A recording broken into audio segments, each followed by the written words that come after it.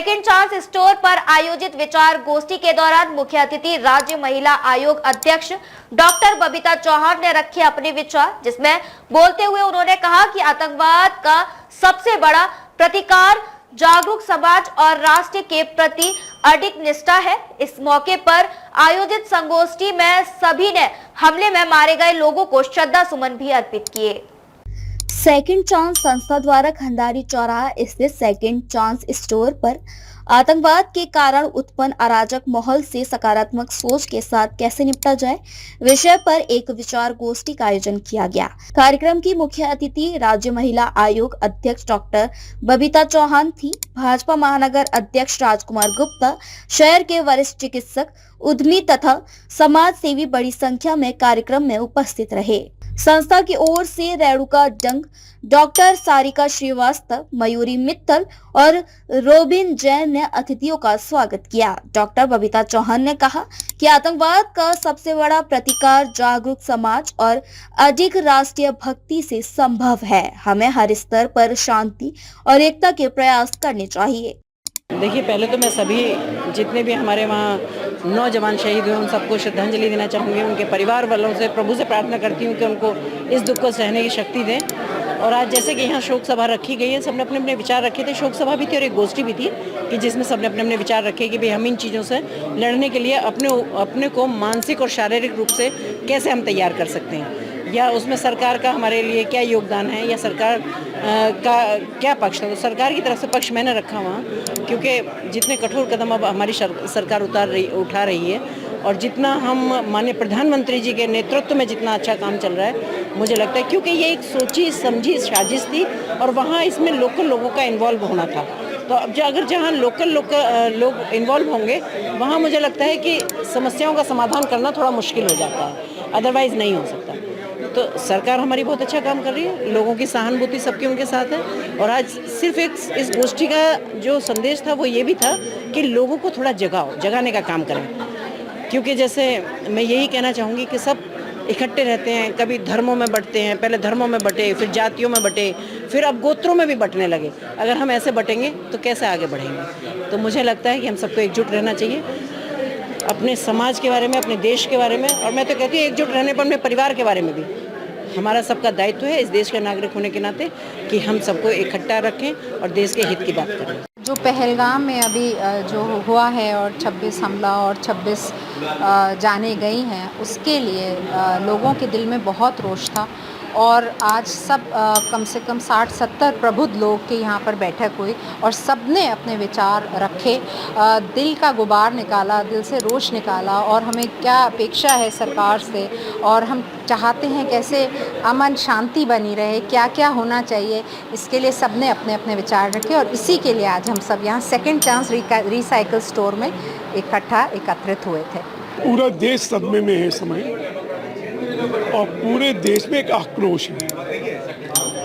किस तरह से जिहादी मानसिकता के साथ में ये जो निर्मम हत्याएं की गई, किस तरह से भारत सरकार लगातार कश्मीर को समृद्ध करने का प्रयास कर रही थी और शांत करने का प्रयास कर रही थी। और मुझे लगता है कि जितनी समृद्धि पिछले 3, 4, 5 साल में आई है, उसको कहीं ना कहीं ये पड़ोसी को नागवार लगा और ये कह कर के जनरल मुनीर ने पहले ये भाषण दिया और उसके बाद में ये घटना हुई। ये निश्चित रूप से एक्ट ऑफ वार है। सरकार को कहीं ना कहीं कड़े निर्णय लेने चाहिए और पूरी जनता उनके साथ में है यदि वार का निर्णय भी लेते हैं। एक सरकार से और गुजारिश है कि ये बॉर्डर स्टेट है, बॉर्डर स्टेट को अपने राष्ट्रपति शासन ही होना चाहिए। ये कुछ परिवार, राजनीतिक परिवार ऐसे हैं जो मुझे लगता है कि पाकिस्तान से भी कहीं अधिक दोषी हैं, भाषा उन्हीं की भाषा में बात करते हैं। कश्मीरियों की मानसिकता में भी अभी बदलाव नहीं आया है। 370 और 35 से जब तक धरातल पर नहीं आ जाती, जब तक हर जाति का मजहब व्यक्ति वहाँ नहीं रहने लगता, तब तक मुझे लगता है कि कश्मीर में किसी भी तरह का कोई विकास कार्य नहीं होने चाहिए। आज यहाँ सेकंड चांस स्टोर पे हमने पास में जम्मू कश्मीर में पहलगाम में जो एक बहुत ही दुखद घटना हुई है उस पर थोड़ा एक शांति प्रेयर हमने यहाँ ऑर्गेनाइज़ किया है। सब लोगों ने ये बताया कि सब लोगों के अंदर कितना गुस्सा है और कितनी ज़्यादा एंगर है इस बात का कि सामने ही सामने उन्होंने 28 लोगों को मार डाला और कोई कुछ नहीं कर पाया, ना कोई वीडियो बना पाया, ना किसी ने अपना फ़ोन उठा के जो है किसी ऑफिशियल को बताने की कोशिश करी। अब ये बात तो बिल्कुल गलत है, ये बहुत ही दुखद है। हम कब तक सहते रहेंगे?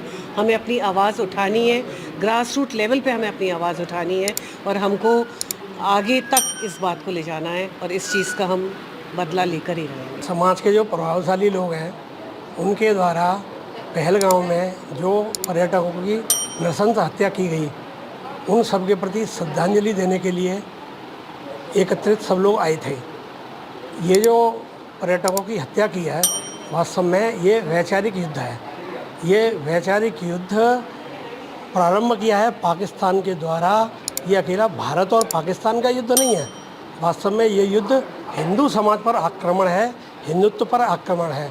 और ये एक संदेश है कि संपूर्ण हिंदू समाज को संगठित होना चाहिए और संगठित होकर के और इस विचारधारा का विरोध करना चाहिए जो दुनिया में सबको काफिर मानती है और काफिरों की हत्या करना चाहती है। सभा रखी है पर परिवार के लोगों के लिए संवेदना व्यक्त है, श्रद्धा भावपूर्ण उनके लिए कोई शब्द नहीं कह सकती, इतनी वेदना है। उसके लिए क्या कर सकते हैं? ये मन में भावना रखने के लिए हम एकत्रित हों और सारे समाज को एक करके चलें, ऐसा हमारा विचार है। भाजपा महानगर अध्यक्ष राजकुमार गुप्ता ने कहा कि सकारात्मक सोच और सामाजिक एकजुटता ही आतंकवाद के खिलाफ सबसे मजबूत हथियार है।